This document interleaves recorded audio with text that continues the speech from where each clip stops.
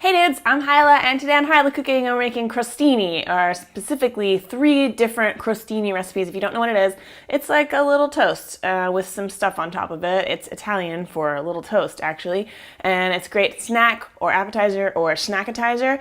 It's especially helpful when you need to say I love you, but really you don't give a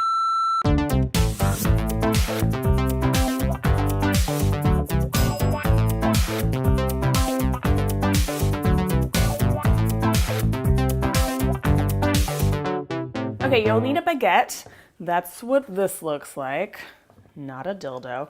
I'm gonna slice it about a ½ inch thick, no thicker than a ½ inch, maybe more like a 1/3 of an inch. And I'm gonna slice it on a diagonal, and that makes it a little bit easier to bite into.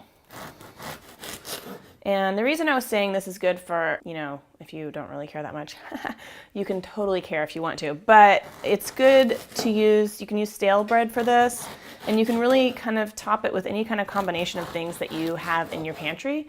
So it's a good sort of budget appetizer. Okay, that's probably good for now. And I'm gonna just lay them on a baking sheet, single layer. And I'm gonna spray these with some olive oil. If you don't have one of these little sprayer deals, you can just brush them with a little silicone brush.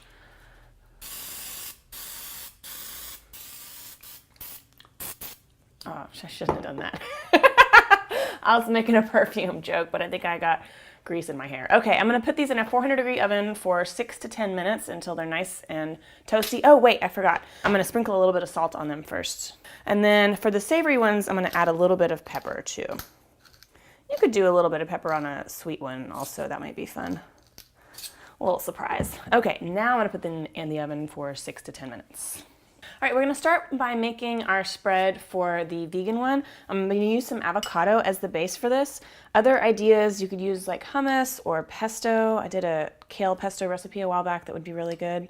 Just gonna mash this up. I've got a little bit of lemon juice on it already so that it doesn't turn brown. Okay, I'm gonna add a little salt and pepper. I'm gonna add some fresh herbs. I've got some thyme here from the garden. And thyme leaves are so tiny, tiny thyme. We can just sort of pull the leaves off of the stem like that. Maybe give them a little tear, toss them in. You could use any kind of herbs that you like. Parsley, basil, cilantro, those all go really nicely with avocado. And then I've got some chives. Mince these up in the most dangerous way I can possibly think of. Green onions would be nice too, or even some minced shallots.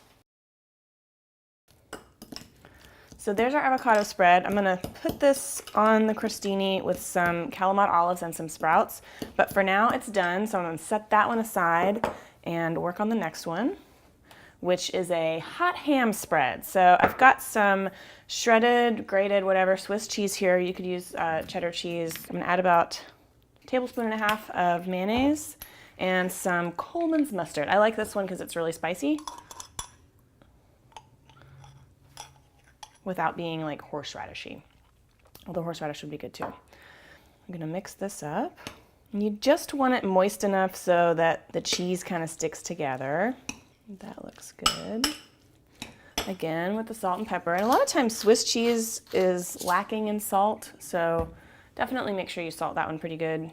And then I'm gonna add some fresh sage that I'm gonna do a little chiffonade real quick. So all that means is, this works good for leaves like this that are kind of big, like basil too, is you get a little stack of whole leaves, you stack them up, and then you roll them up like a cigar or a joint or whatever your pleasure. And then you just go through it like this to make tiny ribbons. Usually you would use a larger knife, but this is what I have next to me right now, so that's what I'll use. Okay, mix that in with our cheese. And then just some old, like regular old lunch meat ham that I've diced up. Okay, so second topping done, ready to go on some bread in a minute. Mayonnaise finger. Third is a sweet one. So a lot of times a sweet crostini is a combination of cheese and some kind of fruit. In this case, I'm gonna use some soft goat cheese. I'm gonna season it with a little bit of anise seed or anise. This is not star anise, this is little tiny seeds, you can see, but they have a little licorice flavor. I'm gonna add a couple pinches of that. Also gonna add just a little bit of honey. And then we'll mash this together. And crostini are really great because you can experiment with a lot of different flavors. If you've had like an idea in your head of a recipe that you want to try to make that combines some unusual flavors and you're not really sure how it's going to all come together, you can try a little small batch version of it on a crostini, and that'll give you a better idea of whether or not these two flavors are going to go together. Like, I know that a licorice flavor seems kind of weird with cheese and orange, but I promise it's good. Okay, so then that's the spread for my sweet one. I'm gonna use some orange marmalade and some almonds on top of that. So anyway, let's stop yammering, get those crostini out and eat, because my tummy is a-rumbling. All right, our toasts are toasted. You can see here they're nice and golden colored. I've got some back on a smaller baking sheet. That's for the hot ham. You just wanna spread a little bit of this mixture on top. Okay, I'm gonna put these under the broiler just on low for just a couple of minutes until that cheese gets a little melted. Meanwhile, we'll make the other one. So this is pretty simple.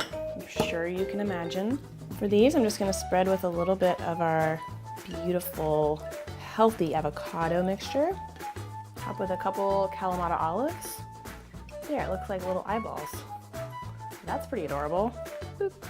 And then if you want, you could put some sprouts on top, or you could just have it as is. You could add a little bit of thyme more on top for a garnish.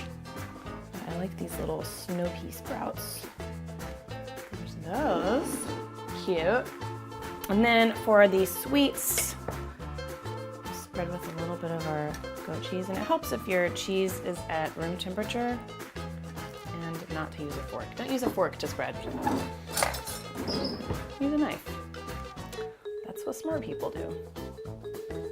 And if you were having a party and you wanted to make a bunch of these, you could make the toasts ahead of time and then let them cool completely before storing in an airtight container, and that way they'll stay crunchy. And then you can just spread them before serving. And if you make the bottom spread something with some fat in it, like cheese or avocado, then it will help them not get soggy. So a little bit of our marmalade. Fig preserves would be really nice too. Ginger preserves. And then I'm gonna top each of these with a couple almonds. And that's another thing to keep in mind is when you're making crostini and you're coming up with your own variations, try to get a lot of different textures in there as well as different flavors to sort of play off of each other. So you've got some creamy and some crunchy and some sticky and some wet, some tangy and some zippy and some spicy and whatever. What rhymes with wet? Okay, let me check on the other ones. And they're done. Be really careful, watch them closely so they don't burn. If you're too irresponsible for the broiler, like I am because I burnt the first batch, then you can just put them back in a 400-degree oven and cook them that way. It's a little less dangerous. Okay, let's try these. Ooh, they're hot and melty. So if you like this recipe, also check out, I did a 3 ways with grilled cheese and a 3 ways with quesadilla if you like cheesy bread snacks, and lots of variations on that. So this is basically gonna be my lunch, so let's go.